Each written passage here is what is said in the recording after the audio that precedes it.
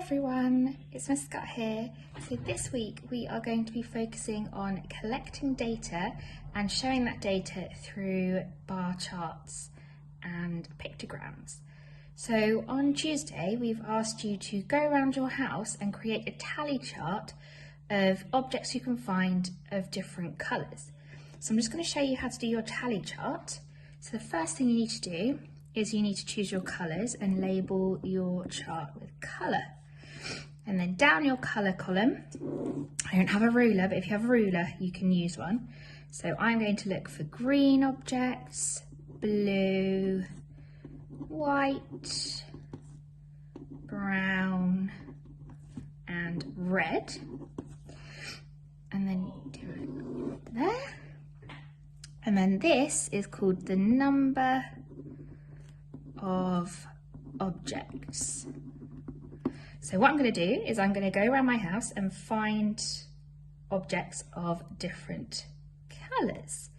Now when I find one object, so I can already see that I have a plant, so that's one object under the green, so I just draw one line. Now if I went around my house, I can already see that I have 5 plants, so that's 1, 2, 3, 4.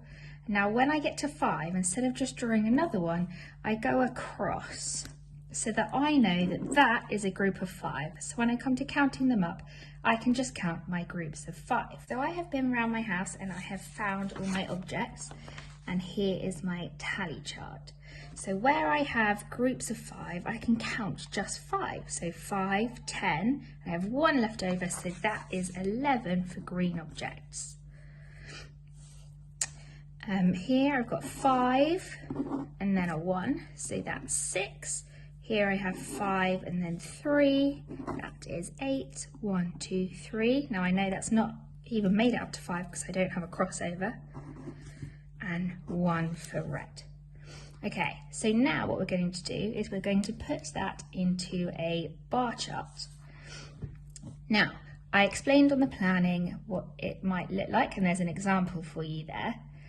But my number of objects is going to go on what's called the y-axis, and that's the one that goes down the side. I don't have a ruler, so I'm just going to use a book and make sure I don't get any pen on it.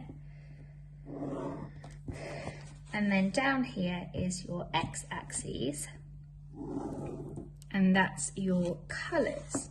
So you have to label your axes. So this side is number of objects, and this axis is colour. Now I need to separate these into sections for each colour. So I'm going to write green here, blue, white, brown, and red.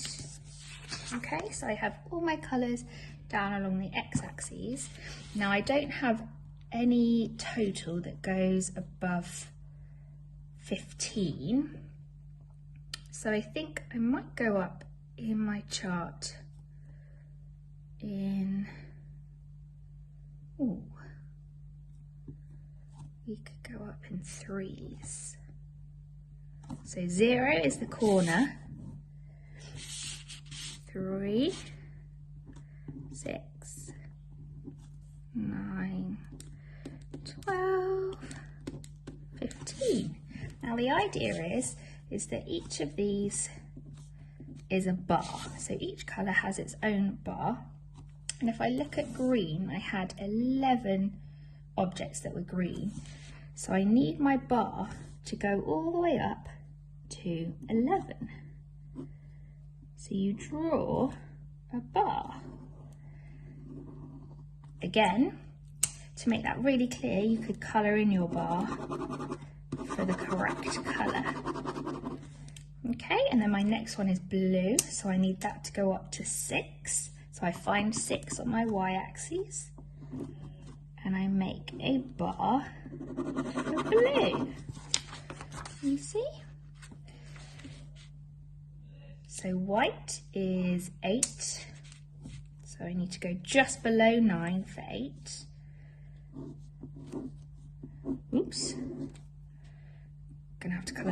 because I don't have a white. Brown is only 3. Let's colour that in pink.